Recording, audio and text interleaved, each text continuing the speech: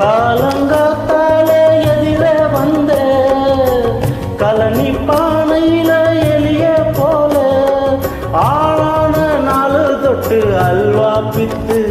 அட அலைஞ்சாலே பொட்ட புள்ள கொட்டந்தீக்க நானாச்சு அரிசி குத்து அக்கா மகளே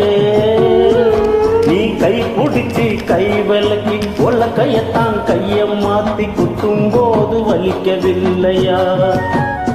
அரிசி குத்தும் போது வலிக்கவில்லையா